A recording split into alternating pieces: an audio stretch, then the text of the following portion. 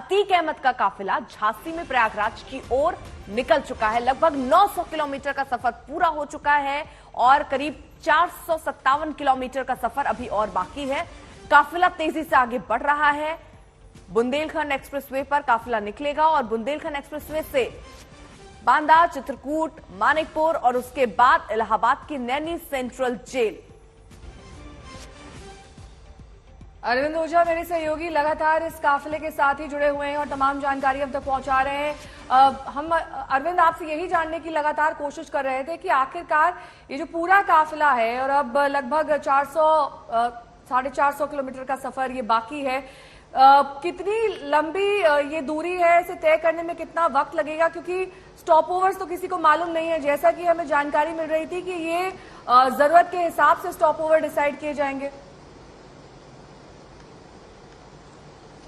जी बिल्कुल। और अगर जैसा कि मैंने अभी देखा कुछ देर पहले जो एक और गाड़ी, एडिशनल गाड़ी, और जरा सा अगर प्रदीप गुप्ता अगर तस्वीरें दिखा पाते हैं, हालांकि काफी गाड़ियां स्पीड से चल रही हैं, लेकिन बकायदा जो चौराहे है वहां पर ट्रैफिक रोक दिया जा रहा है। ये स्थिति है कि बकायदा ट्रैफिक रोक दिया जा रहा है और इतनी तेज रफ्तार है, उस तेज रफ्तार से गाड़ियां चली है। देखिए ये जो सीओ की गाड़ी आपको दिखाई दे रही होगी, प्रदीप गुप्ता आपको दिखाई, ये एक एडिशनल गाड़ी सीओ की वो जुड़ी है काफिले में।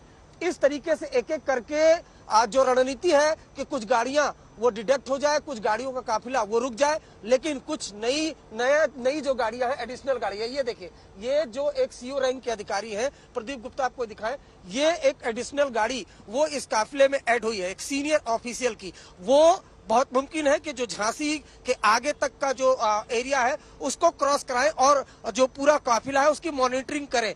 तो इस तरीके से धीरे धीरे करके जो ये पूरा काफिला है वो प्रयागराज की तरफ बढ़ रहा है। बहुत मुमकिन है कि शाम को 6 बजे के आसपास, 6 से 7 भी बज सकते हैं, प्रयागराज जो ये काफिला है वो पहुंच जाए। उसके अलावा मैं आपको बताऊं, नैनी जेल में जो अतीक अहमद है उसको रखा जाएगा। साथ ही साथ जो दूसरा को अक्यूज्ड है Umesh Pal, kidnapping for ransom मामले में वो अतीक अहमद का भाई अशरफ है, उसे भी जो जानकारी मिली है कि बरेली से शाहजहांपुर शिफ्ट किया जा सकता है।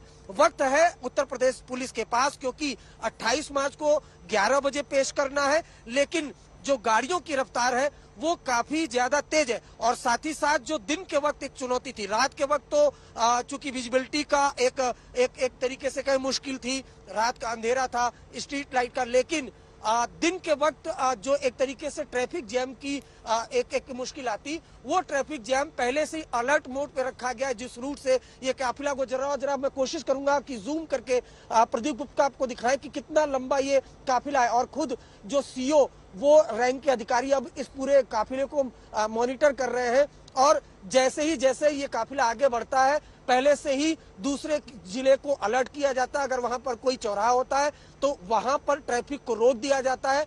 उसके बाद ये जब काफिला आगे बढ़ता है उसके बाद ही ट्रैफिक चालू किया जाता है। तो कुछ इस तरह की सुरक्षा व्यवस्था वो और कुछ इस तरह की उत्तर प्रदेश पुलिस की रणनीति है।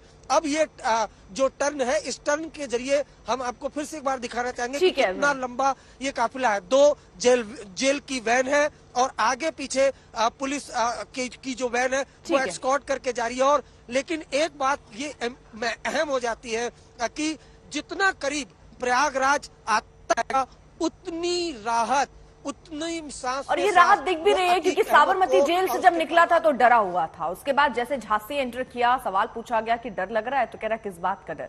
गोपी भी हमारे साथ मौजूद हैं जो कि इस रूट को शुरू से कवर कर रही है, जब साबरमती जेल से उसको निकाला गया और अब तो रास्ते में वो आगे बढ़ रहा है प्रयागराज की तरफ। अब गोपी, लेकिन ये पूरा रूट किस तरीके से सुरक्षा के इंतजाम, रात का सफर, घंटे ज्यादा, उसके अलावा राज्य गुजरात, राजस्थान, मध्य प्रदेश और अब यूपी, 4 राज्य जो हैं वो भी रास्ते में पड़ रहे हैं, उसके लिहाज से किस किस तरीके के परिवर्तन आपने पूरे रूट पर देखे? देखिए, बिल्कुल मैं आपको बता दूं, जब अहमदाबाद से निकला था तो पूरी तरीके से डरा हुआ था, सहमा हुआ था। और जब निकलते हुए जो वैन है, वैन में बैठते हुए अतीक अहमद ने ये कहा था कि मेरी हत्या, मुझे मारना चाहते हैं ये लोग।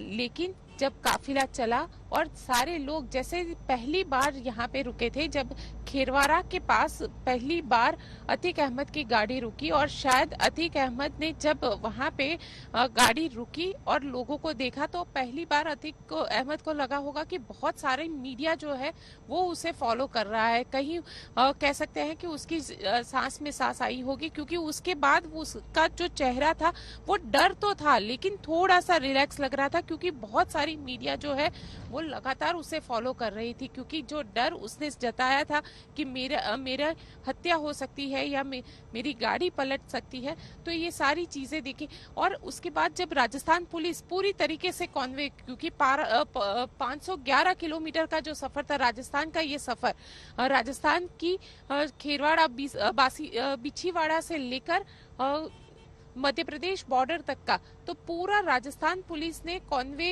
यहाँ पे दिया। और जो पेट्रोलिंग थी वो लगातार राजस्थान पुलिस की यहाँ पे चल रही थी। उसके बाद मध्य प्रदेश आया तो मध्य प्रदेश पुलिस भी लगातार आगे पीछे पेट्रोलिंग कर रही थी। और उसके बाद अब जब यूपी सीमा में हम दाखिल हो चुके हैं तो यहाँ पे सुरक्षा के और ज्यादा इंतजाम किए गए हैं। यहाँ तक कि अगर आप देखेंगे तो सारे जो पूरी सड़क है, सड़क को बंद करवा दिया जाता है, बकायदा जो नॉर्मल ट्रैफिक है उसे रोक दिया गया है।